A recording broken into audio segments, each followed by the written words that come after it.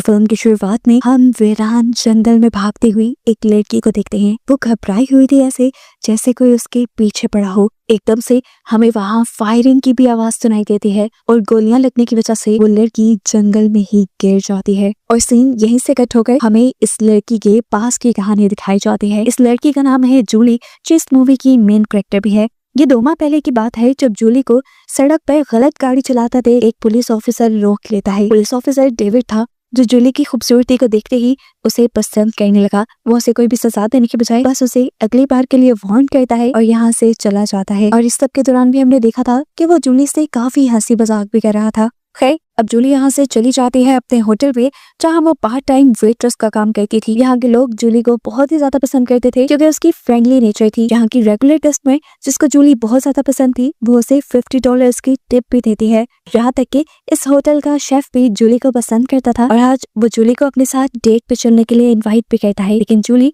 उसे साफ मना कर देती है, ये कहते हुए कि वो किसी और में इंटरेस्टेड थी। असल में आज डेविड की पर्सनैलिटी ने उसे बहुत अट्रैक्ट किया था। उनकी इन्हीं बातों के दौरान अब डेविड भी इसी होटल में आ गया था, जहाँ इनकी बातों से हमें पता चला कि डेविड अभी नया नया इस शहर में आया है। जो सुनकर जूली उसे इस शहर का टूर देने की ऑफर करती है, जिस पर वो मान भी जाता है। शाम को ये लोग एक होटल के पास मिलते हैं, जहाँ पर डेविड जूली को एक म्यूजिक बॉक्स गिफ्ट करता है। ये लोग जब बार के अंदर गए तो वहाँ पर शेफ भी आया हुआ था, जो बस बार बार जूली को घूर ही रहा था, जो चीज अब डेविड ने भी नोटिस कर ली थी। बाहर से बाहर आकर वो जूली से पूछता है, कौन था वो, तुम्हें घूर क्यों रहा था, क्या तुम उसमें पहले इंटरेस्टेड तो नहीं थी? ये सुनकर जूली से क्लियर कर देती है, नहीं, हमारे दरमियान ऐसा कुछ नहीं है, बस वो मेरा एक क्लिक है और वो मुझे ऐसे क्यों देख रहा था मैं ये बात नहीं जानती। उसकी इस तरह बात करने पर डेविड भी थोड़ा ऑकवर्ड हुआ और बोला, मैंने ये सब इसलिए पूछ लिया क्योंकि मैं बस थोड़ा सा इनसिक्योर हूँ। मैं पहले भी एक रिलेशन में रह चुका हूँ, लेकिन मेरी गर्लफ्रेंड ने मुझे धोखा दिया था और अब मैं नहीं चाहता कि मेरा ये रिलेशन भी खराब हो जाए। कुछ दिन यूं ही गुजरते रहते हैं, ये लोग आपस में मिलते रहते हैं और आखिर एक दिन जूली फैसला कर लेती है डेविड को अपनी मॉम से मिलवाने का। इसीलिए वो अपने घर उसे डिनर पे इन्वाइट करती है। डेविड की फ्रेंडली नेचर और पर्सनैलिटी ने जूली की मॉम को भी इम्प्रेस कर दिया था। यहाँ पर डेविड जूली की मॉम से उसे एक दिन शहर से बाहर ले जाने की परमिशन भी मांग लेता है।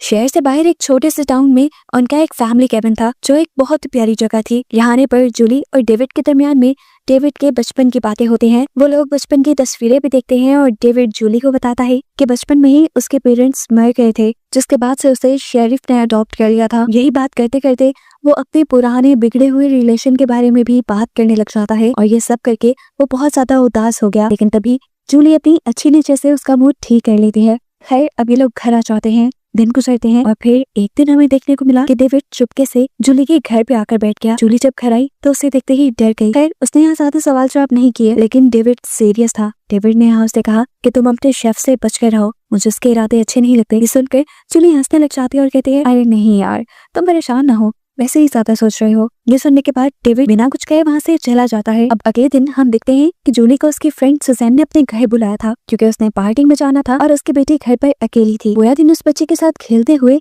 जूली को पता ही नहीं चला कि दिन कब गुजर गया। और फिर अचानक से दरवाजे पे नॉक हुई। जूली ने जाकर देखा तो वहाँ पर डेविड था, जो एकदम से ही उस पर गुस्सा होने लगता है। वो उसे कहता है, मैं तुम्हें कब से कॉल कर रहा था, तुमने कॉल क्यों नहीं उठाई, पता है मैं कितना परेशान हो गया, चलो तुम अभी मेरे साथ चलो और आइंदा के बाद मुझे बताए बगैर कहीं आना जाना। उसका ये बिहेवियर बातें जूली को बहुत अजीब लगी। तभी घर पर जूली की फ्रेंड भी आ गई, जिसे देखकर डेविड बिना कुछ कहे वहाँ से चला गया। सारी बातें जूली के फ्रेंड ने भी सुनी थी। अब जूली और जूली के फ्रेंड दोनों को ही डेविड का ये बिहेवियर खटकने लगा था।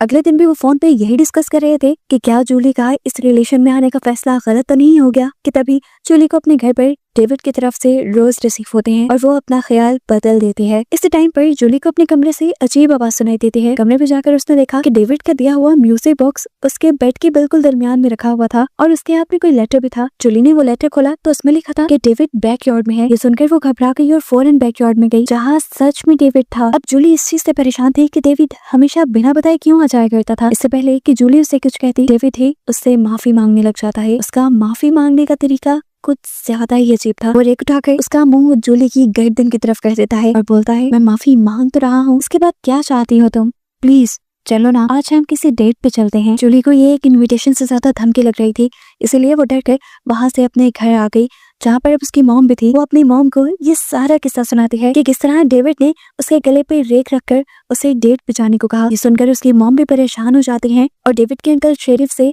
बात करने का डिसाइड करती हैं। अगले सीन में दिखाया जाता है कि शेरिफ ने डेविड को अपने ऑफिस में बुलाया हुआ था। उन्होंने डेविड से पूछा, ये क्या सुन रहा हूँ मैं, तुम एक लड़की के घर बिना पूछे गए और उसे रेप से धमकी दी। डेविड ने जवाब दिया, अरे नहीं अंकल, मैं तो अपनी गर्लफ्रेंड को मनाने गया था। वो कुछ ज्यादा ही एग्जैजरेट करके आपको बता रही है। ये कहकर वो बाहर निकल जाता है। बाहर निकलते हुए हम उसके एक्सप्रेशन देख सकते थे, वो बहुत ज्यादा गुस्से में था। बाहर जाने पर उसके कलीग उसे कहते हैं, मैंने सुना है जूली की रिपोर्ट के बारे में, तुम उससे ज्यादा सर पे सवार ना करो, उसे अपने पे हावी करने की बिल्कुल जरूरत नहीं। उसकी बातों से साफ लग रहा था कि वो भी डेविड को पसंद करती है और उसके साथ रहना चाहती है। अब थोड़ी देर बाद जूली को अपनी फ्रेंड की बेटी को पिक करने जाना था स्कूल। जैसे ही वो स्कूल पहुंची तो थोड़ा लेट हो चुकी थी और वहां जाकर उसे अपनी फ्रेंड की बेटी कहीं नहीं मिली। ये देखकर वो घबरा गई और जोर से उस बच्ची का नाम पुकारने लगी। तभी वो बच्ची डेविड के साथ उसके सामने आ गई। जूली फौरन उसके हाथ से बच्चे का हाथ ले लेती है। यहाँ डेविड गुस्से में था। वो उससे कहता है, तुमने बहुत ही बेबुनियाद रिपोर्ट की है पुलिस में, तुम्हें क्या जरूरत थी ये सब करने की। ये सुनकर तो जूली की हवाइयां उड़ जाती हैं। उसे लग रहा था कि डेविड उसके साथ कुछ बुरा कर देगा।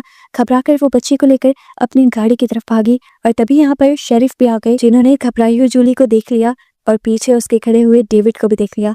वो समझ गए थे कि डेविड ने जरूर उसे कोई धमकी दी होगी या कुछ बुरा कहा होगा, इसलिए वो डेविड को अब धमकी देते हैं कि तुम्हें जूली के पास आने की कोई जरूरत नहीं, तुम उसे छोड़ दो। ये सब अच्छा नहीं हो रहा। अंदर ही अंदर डेविड को इन सारी बातों से गुस्सा आ रहा था, लेकिन फिलहाल वो अपने अंकल के सामने सिर्फ हाँ में सर हिलाता है और वहाँ से चला जाता है। यहाँ जूली का भी पूरा दिन अब बहुत टेंशन में गुजरा था और ये सब उसके होटल में शेफ ने फील किया था। शाम को ड्यूटी के बाद शेफ होटल के बाहर उसे पूछता भी है कि क्या तुम्हें कोई परेशानी है जूली, लेकिन यहाँ जूली उसे कुछ नहीं कहती और घर जाने के लिए निकल जाती है।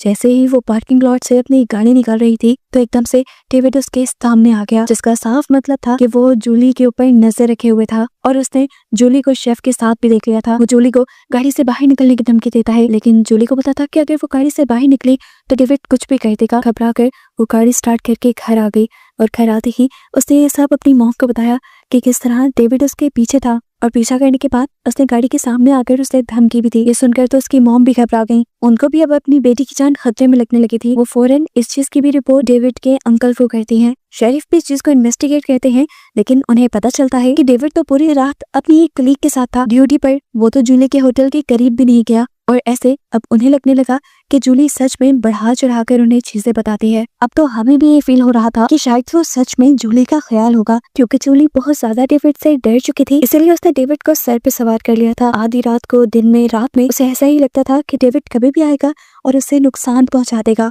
लेकिन हर मर्तबा ये सब उसका वहम निकलता था। लेकिन एक दिन फिर सच में ऐसा होने लग गया। जूली को सबसे पहले अपने कॉलेज से मेल आई कि उसकी एप्लीकेशन उसी के कहने पर कैंसिल कर दी गई है। हालांकि उसने एप्लीकेशन कैंसिल करने की कोई मेल नहीं की थी।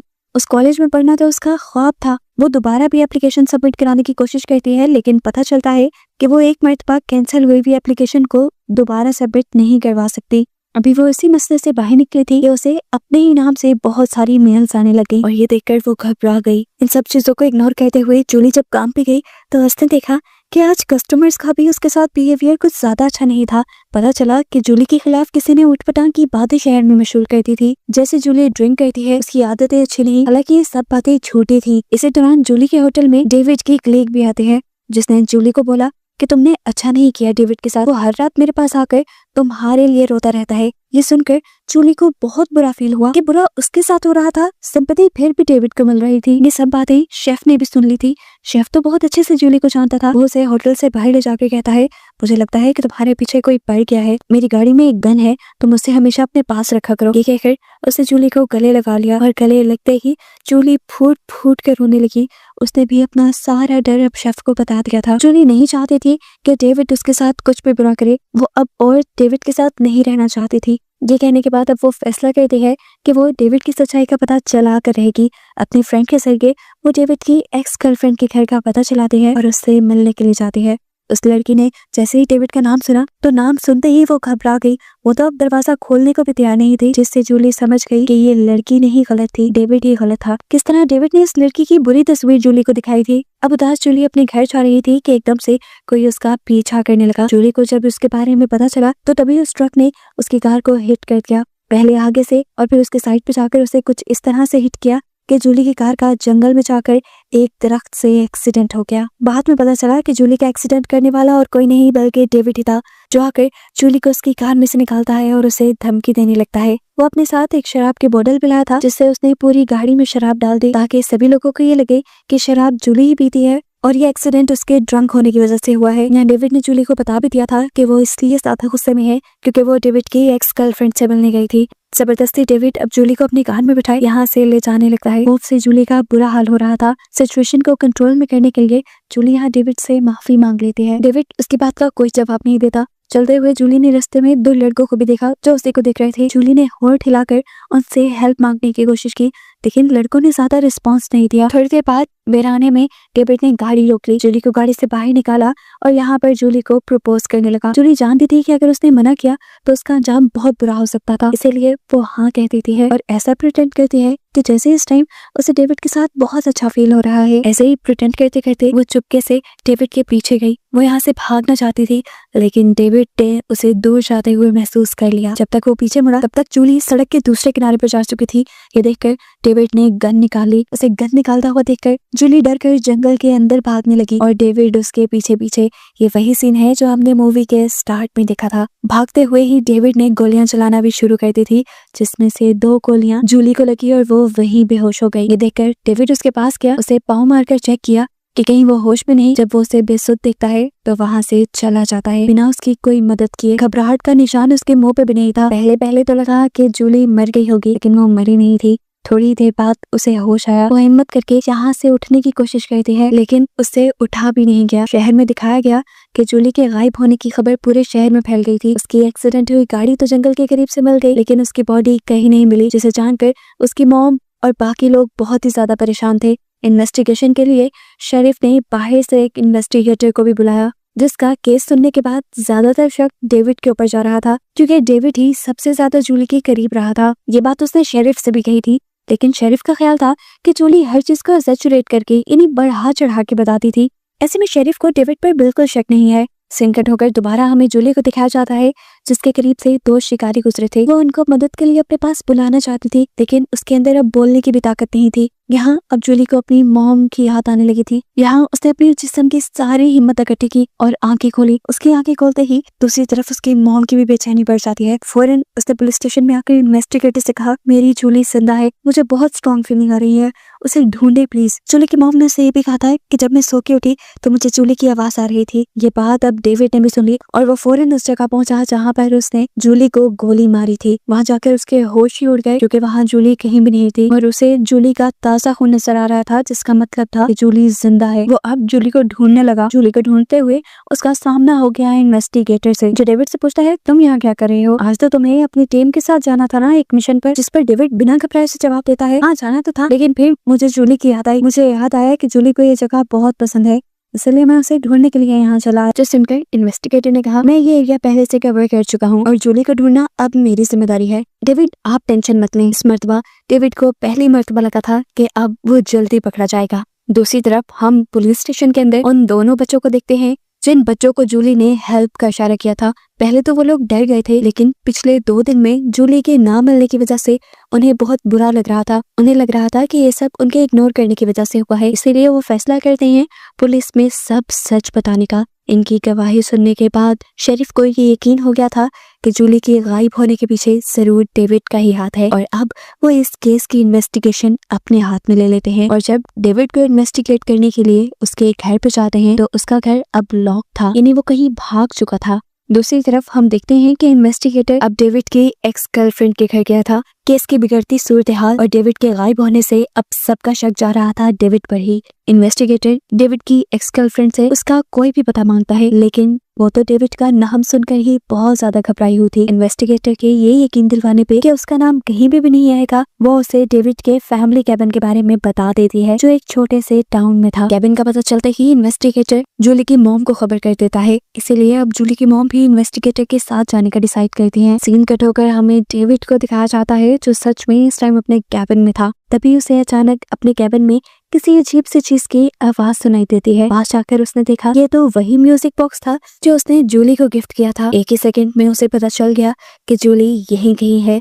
वो फौरन अपनी गन निकाल लेता है। इससे पहले कि वो जूली को ढूंढ पाता, पीछे से जूली रैक से उसके ऊपर ही हमला करके उसे बुरी तरह जख्मी कर चुकी थी। जख्मी करते ही जूली तो छुप गई और डेविड दोबारा उसे ढूंढने लगा। और तभी अचानक डेविड के दरवाजे पे नॉक हुई। बाहर शेरिफ आए थे। वो डेविड से कहते हैं तुम मेरे बेटे जैसे हो, मैं ये करना तो नहीं चाहता लेकिन मुझे तुम्हें अरेस्ट करना होगा। ये सुनते ही गुस्से में डेविड अपने हाथ में पकड़ी हुई गन से शेरिफ के ऊपर ही हमला कर देता है, जिससे शेरिफ भी अब जख्मी होकर वहीं गिर गए। गुस्से में डेविड अब अंदर आया जूली को ढूंढकर मारने के लिए, लेकिन एक और मरतबा जूली ने बहुत ही चालाकी से पीछे से आकर उसकी गर्दन में चाकू घुमो दिया, जिससे भी वो मरा नहीं। गुस्से में जूली वहाँ पड़ी हुई हंटिंग गन उठा लेती है और यहाँ डेविड उसे कहता है मैंने जो किया मैं उसमें बिल्कुल भी शर्मिंदा नहीं, मैं तुम्हारे साथ ऐसा करता रहूंगा। इन बातों ने जूली का खून और खौला दिया था। जब उसने ये हंटिंग गन डेविड को मारने के लिए चलाई तो उसे पता चला कि इसमें गोली नहीं है और इसी गुस्से में वो अब उस गन को डेविड के सीने में स्टैब करते हुए उसे मार डालती है। जख्मी हालत में